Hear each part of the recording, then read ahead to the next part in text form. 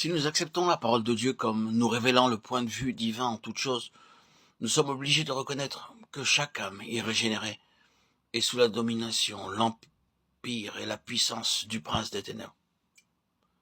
Ce point de vue divin n'est nullement modifié par l'éducation ou la position sociale de ces âmes. Si vous ne regardez pas les hommes irrégénérés comme perdus, vous ne pourrez pas être des instruments utiles pour leur salut. Vous ne vous en inquiéterez pas beaucoup et vous ferez même l'œuvre du prince de l'air en christianisant l'extérieur de ces âmes, ce qui les empêchera de voir la réalité de leur état.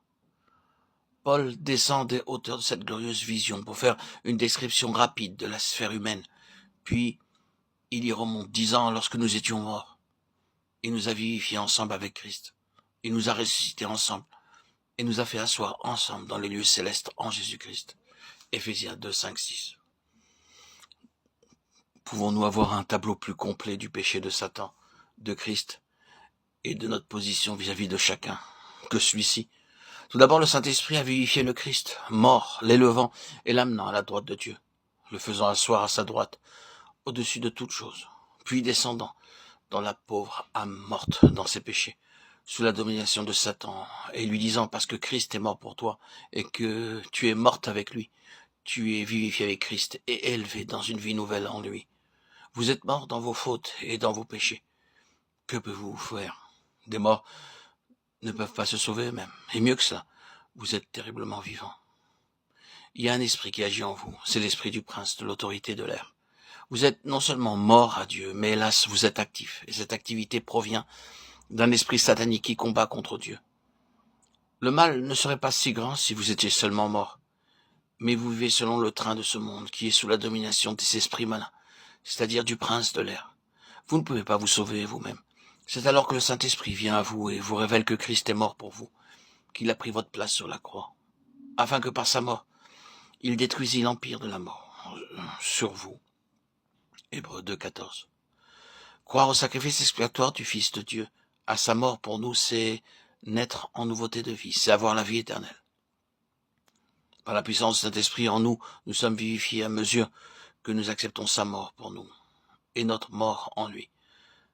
Comme Christ a été ressuscité des morts en nouveauté de vie, nous de même, joints à lui, en esprit, nous pouvons être assis dans les lieux célestes, dans cette position de victoire, sur le péché et sur Satan.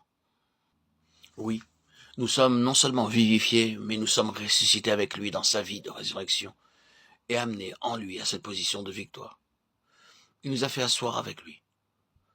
Votre position de victoire donnée de Dieu est là au-dessus de toutes les principautés, de toutes les puissances. Vous devez vivre dans l'air pur, au-dessus des puissances des ténèbres, et non dans les brouillards et les ténèbres du train de ce monde.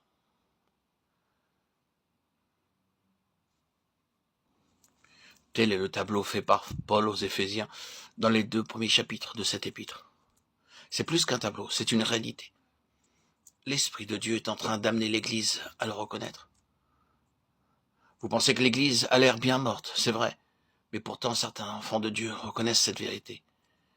Tout enfant de Dieu qui, par la foi, veut se frayer un chemin à travers le domaine de l'ennemi pour atteindre cette position de victoire dans la lumière si pure d'en haut, fraye ainsi le chemin pour les autres qui veulent le suivre. Vous dites que vous ne réalisez pas cette position, mais c'est tout d'abord une position de foi.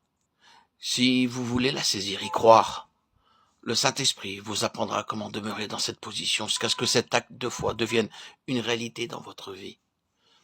Il y a tant d'enfants de Dieu qui tâtonnent comme des aveugles, alors qu'il existe une illumination des yeux de leur cœur, qui ferait des choses célestes une réalité pour eux, et qui les ferait vivre dans cette réalité, dans la bénédiction, la plénitude et la puissance de communion avec leur Seigneur ressuscité